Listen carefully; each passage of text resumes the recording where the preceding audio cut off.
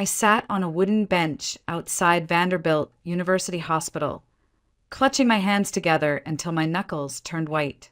The spring air carried the sweet scent of blooming dogwoods, and sunlight danced on the glass facade of the hospital. Yet none of it reached me.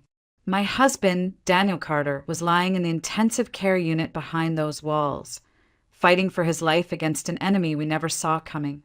People passed by, their conversations soft and ordinary, and for a second, I wished I could be one of them.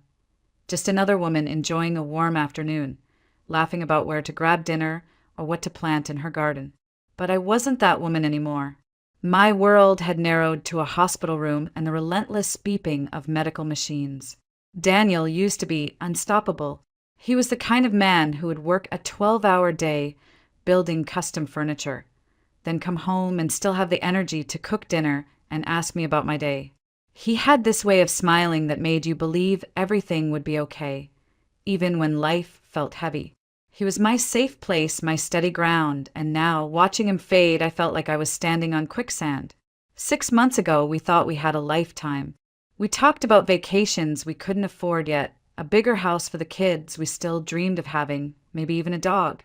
Then Daniel came home one night pale and exhausted, brushing off his fatigue as just a long day.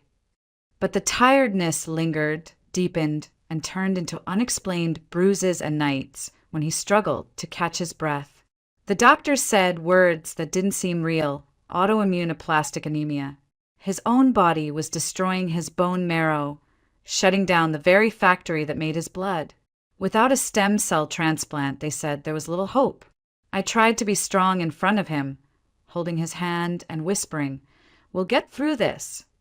But every night I cried alone in the bathroom, my sobs muffled by a towel. Because I knew something Daniel didn't. He didn't have family. He had grown up in foster care, never knowing his parents, never even knowing if he had brothers or sisters.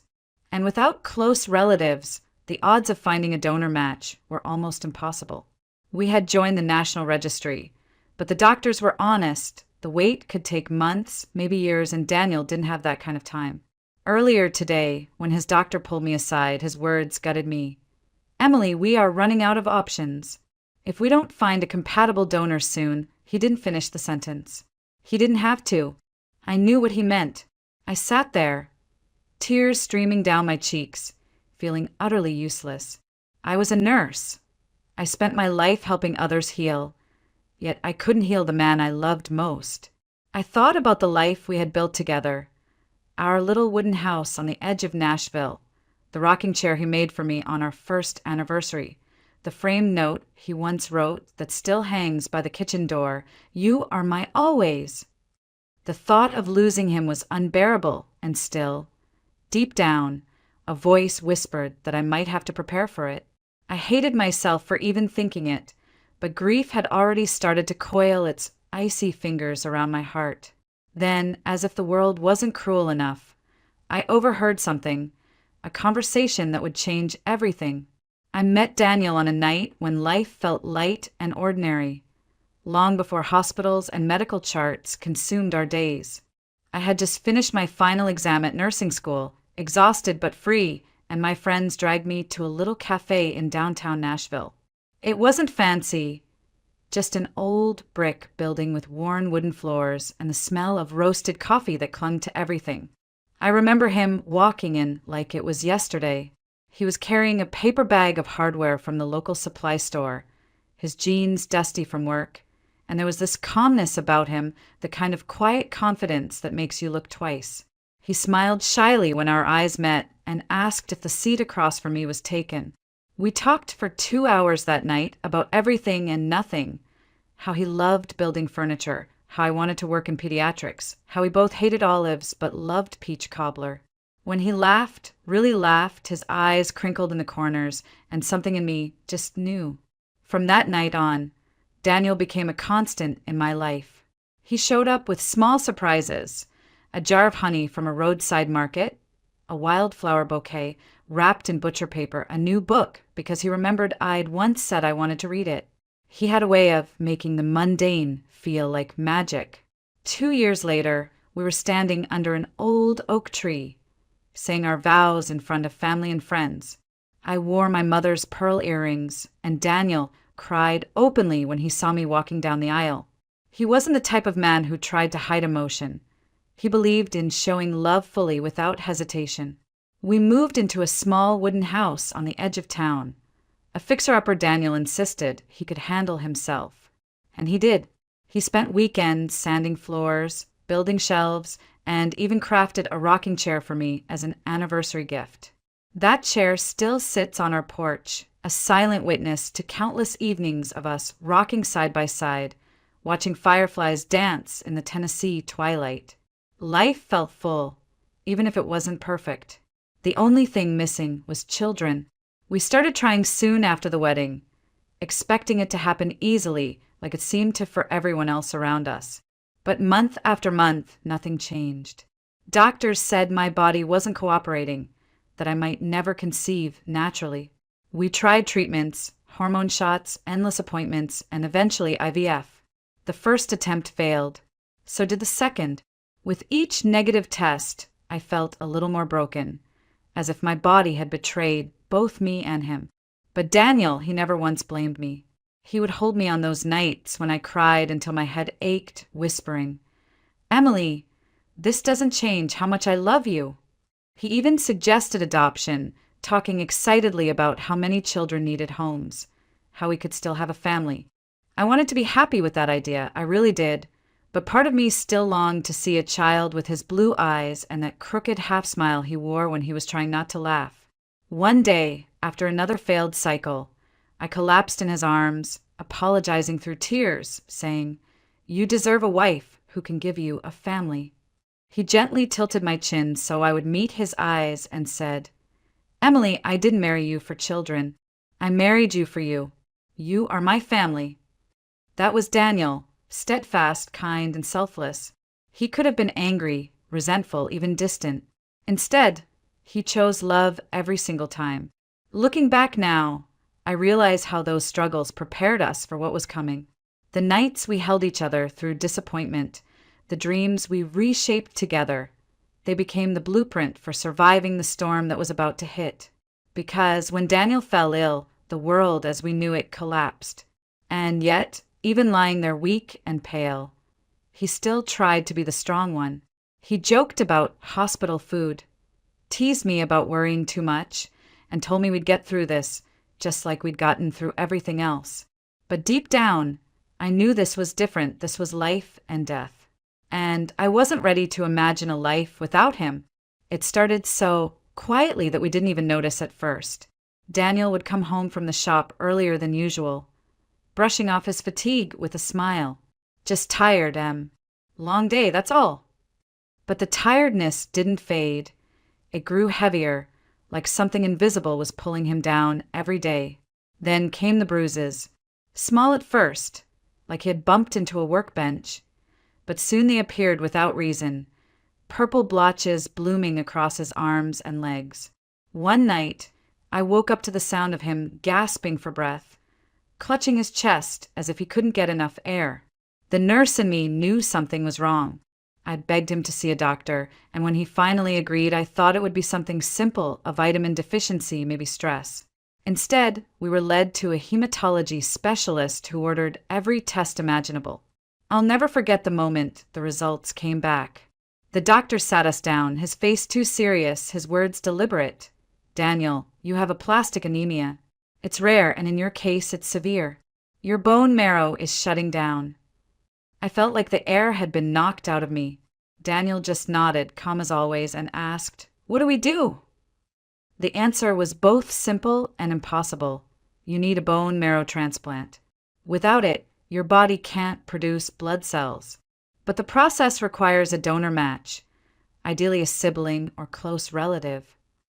I remember looking at Daniel, silently begging him to say there was someone, but I already knew there wasn't.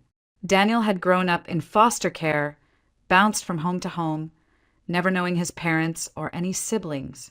He had no family tree to turn to, no one to call. We signed up for the National Donor Registry immediately, but the doctors were honest. It could take months, maybe longer, to find a compatible stranger. And Daniel didn't have that kind of time. The disease moved fast. He became pale, his strong hands trembling when he tried to pick up a cup. The man who once built furniture until midnight now struggled to walk across the living room. Even then, he tried to protect me. He joked about the hospital gowns, about how he'd always wanted to try that bald look once his hair started thinning from medication. At night, when he thought I was asleep, I could hear him whispering prayers under his breath, asking for strength, not for himself, but for me. I'd hold his hand in the hospital bed and force a smile, saying things like, "We're going to beat this." But inside, I was terrified. Terrified of losing him. Terrified of waking up to an empty house. Terrified of facing a life I hadn't planned for. One afternoon, after another round of transfusions, the doctor pulled me aside. His voice was gentle, but carried the weight of finality. "Emily, we are running out of options. If a match doesn't come through soon, I'm afraid he doesn't have much time." I nodded, unable to speak, feeling the tears burn behind my eyes. I had seen death before. Working as a nurse, you face it more often than most people. But nothing prepared me for the thought of losing Daniel. I walked outside into the hospital courtyard, desperate for air, desperate for anything that could steady me. That's when I heard it. 2 hospital employees were on break nearby, talking casually, unaware I could hear them. "You know that guy in ICU? Carter? He looks just like this guy who lives out in Pine Hollow." I swear, it's like looking at the same person. My heart stopped. Pine Hollow, a small mountain town just a couple of hours away? Could it be nothing more than coincidence? Or could it mean Daniel had family out there, someone who might be a match? For the first time in weeks, I felt something I hadn't dared to feel. Hope. Fragile, trembling hope, but hope nonetheless. I stood frozen in the courtyard, their words echoing in my ears. "He looks just like this guy who lives out in Pine Hollow." Pine Hollow was a small mountain town, about a 2-hour drive east of Nashville. I had only been there once during nursing school for a community outreach program. It was the kind of place where life slowed down, where people still waved at strangers passing by. Could it be a coincidence? People resembled each other all the time, but something inside me whispered otherwise. Daniel had grown up in foster care, abandoned at birth with no information about his family. He had spent years wondering if there was someone out there with his same eyes, his same crooked smile, someone who might actually share his blood. I remembered the time he almost tried to find his biological parents. We were sitting on our porch one summer night when he admitted, "Sometimes I think about looking for them, but what if they didn't want me then? Why would they want me now?" His voice had carried a quiet ache when I didn't know how to soothe. So he buried the thought, focused on building a life with me, choosing to believe that family was what you built, not what you were born into. But now, family wasn't just an abstract idea.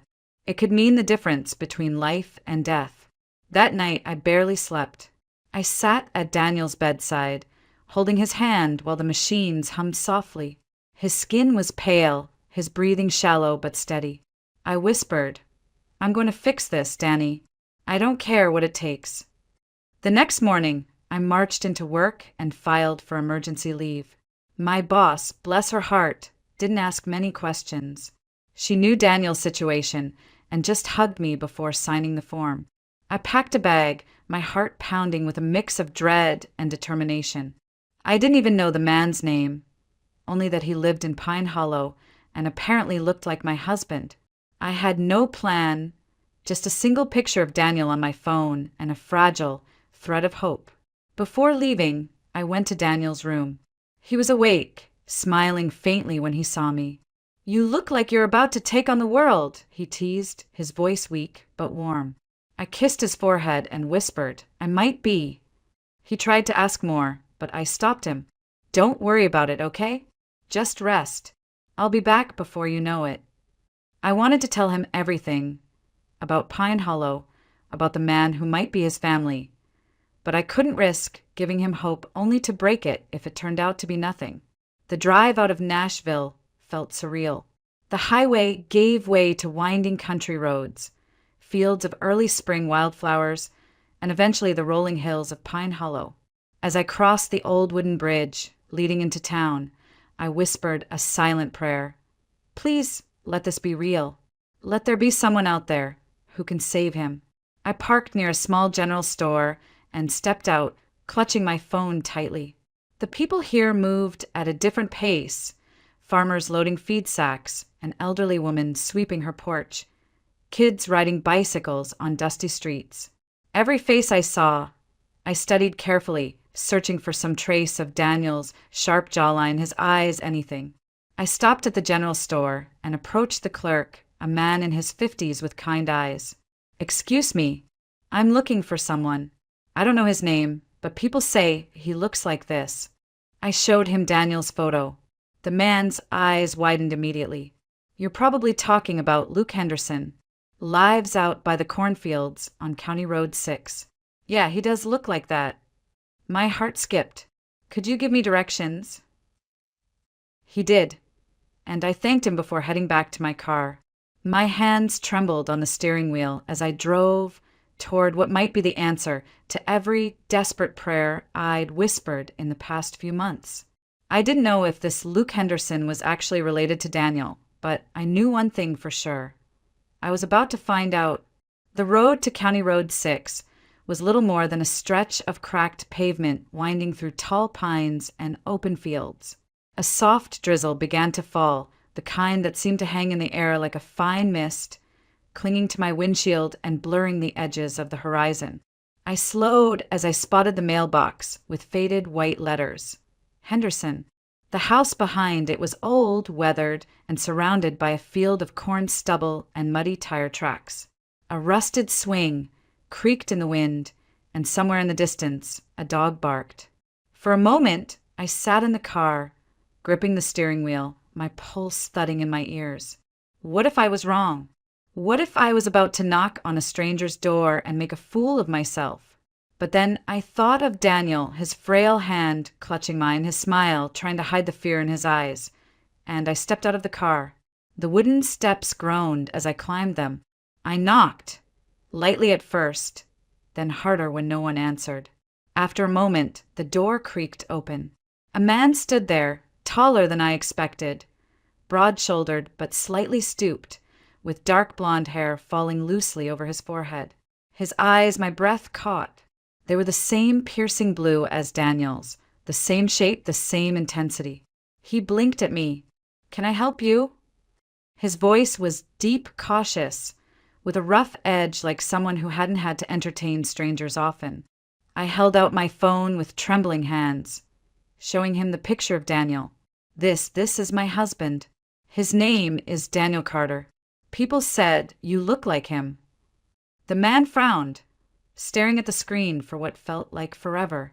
His expression shifted, confusion, disbelief, and something almost painful. He rubbed the back of his neck. Well, I'll be damned, he looked at me again, softer now. Who are you? Emily. I'm his wife. He stepped aside. You better come in. The inside of the house was humble, wood floors, mismatched furniture, the faint smell of coffee and motor oil. He gestured to a chair. Sit. You're saying he's your husband. I nodded, clutching my bag in my lap. He's in the hospital.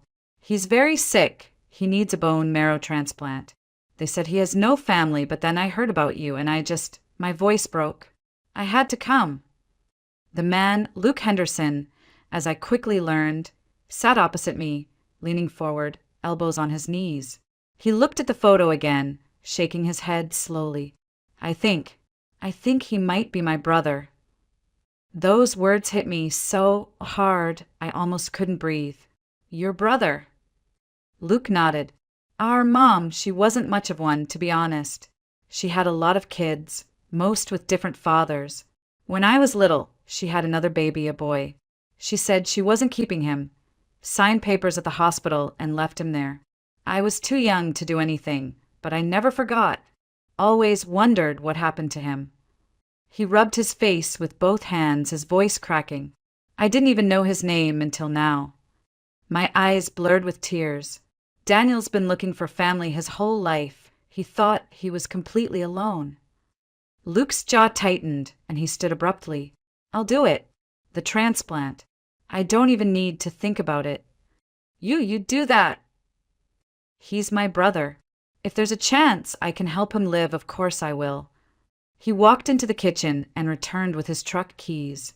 When do we go? For a second, I just stared at him, stunned by how quickly he'd made the decision. In my head, I had imagined convincing him, explaining the situation, maybe even begging, but there was none of that. It was like he had been waiting for this moment without even knowing it. We left Pine Hollow that evening, the rain now heavier, streaking the windshield as Luke drove behind me in his old pickup truck. My chest felt lighter for the first time in months. There was still fear, there was always fear, but now there was also something else. Hope that felt solid, like ground under my feet. When we arrived at Vanderbilt University Hospital, I led Luke through the sterile white halls to Daniel's room. Daniel was awake, propped up by pillows, his skin pale, but his eyes brightening when he saw me, then narrowing in confusion when they shifted to Luke.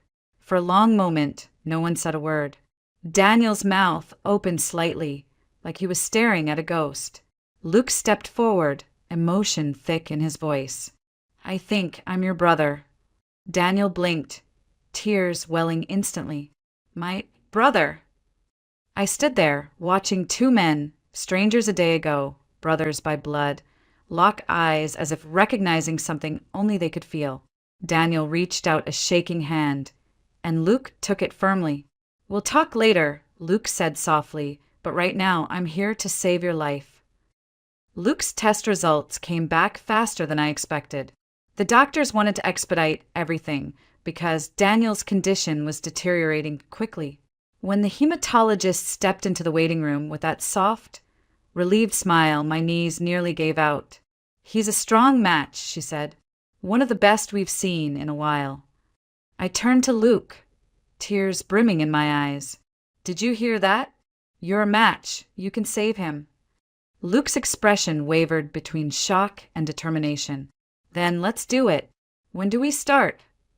That night, Daniel and Luke finally had time to sit together. I stayed just outside the doorway for the first few minutes, giving them privacy, but I could still hear their voices. Low, emotional, hesitant at first, then warmer as minutes passed.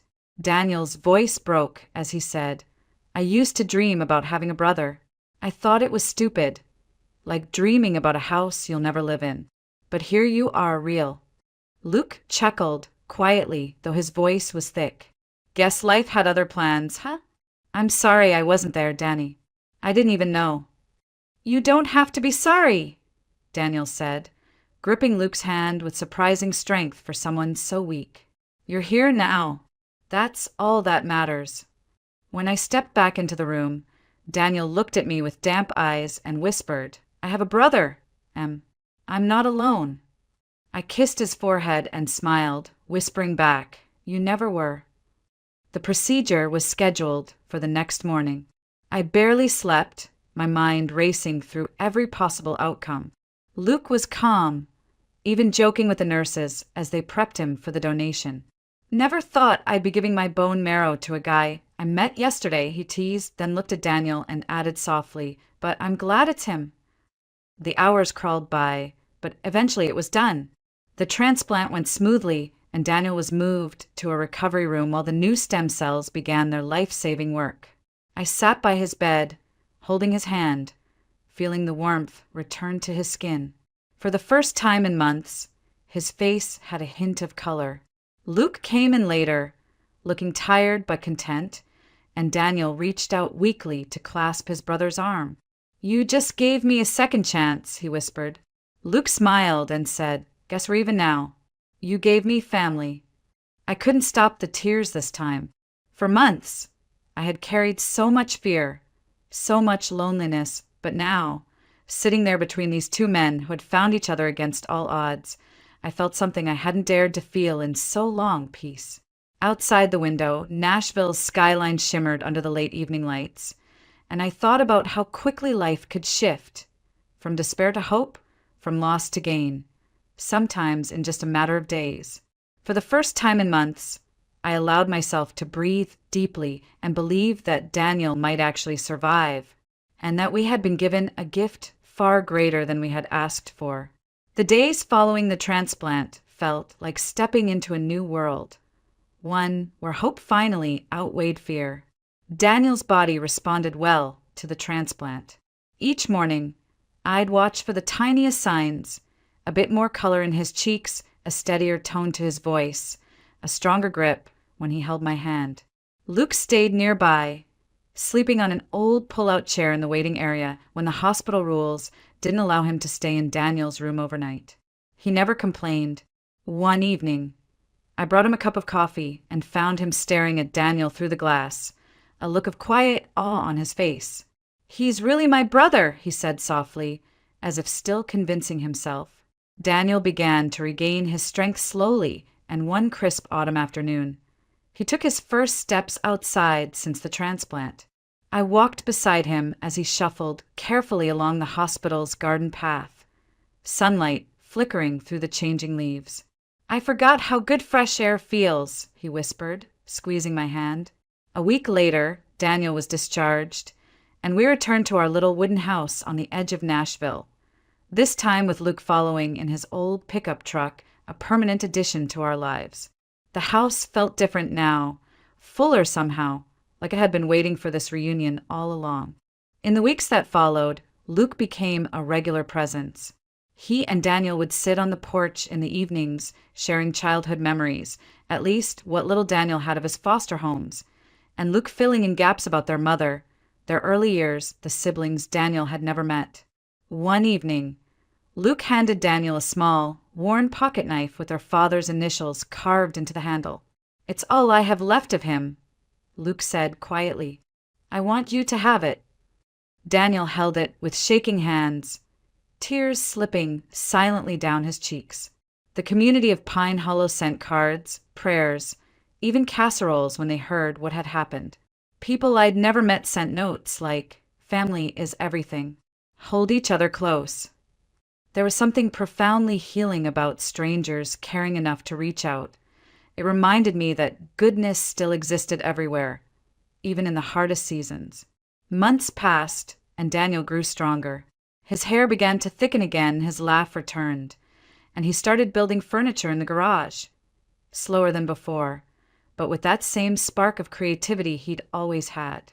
One evening, he pulled me outside to the porch where a brand new rocking chair sat, crafted with careful precision. "For you," he said simply. I sat down and felt tears blur my vision as I rocked gently, the chair creaking with a familiar warmth. We also welcomed Luke into our traditions. Sunday dinners became a staple, filled with laughter and quiet gratitude. Sometimes I'd catch Daniel and Luke looking at each other with these half smiles, like they still couldn't quite believe they'd found each other. One particularly golden autumn evening, Daniel and I walked along a tree-lined road near Pine Hollow, hand in hand, watching leaves swirl in the breeze. Luke was ahead of us, laughing as he carried his young niece, his best friend's daughter, on his shoulders. Daniel squeezed my hand gently. "You know," he said, "I used to think being an orphan meant I'd always be alone, but I was wrong. I have you, and now I have him too." I looked at him, feeling the truth of those words settle deep in my chest. "Family isn't always about blood, Danny," I whispered, "but sometimes it is, and it's beautiful." That night, as we sat around a small bonfire behind Luke's house, the flames casting soft glows on everyone's faces, I felt something I hadn't in so long, a calm certainty that we were going to be okay. Life had broken us down, yes, but it had also put us back together in ways we never expected. I rested my head on Daniel's shoulder, listening to Luke telling a story about their childhood neighborhood, and thought to myself, this is it. This is what healing feels like. Our story had begun in despair, but it didn't end there. It ended with family, with second chances, with a brother found, and a life renewed. And as I closed my eyes, the crackle of the fire and Daniel's warm hand in mine, I realized something powerful. Sometimes life gives you exactly what you need just when you're about to lose hope.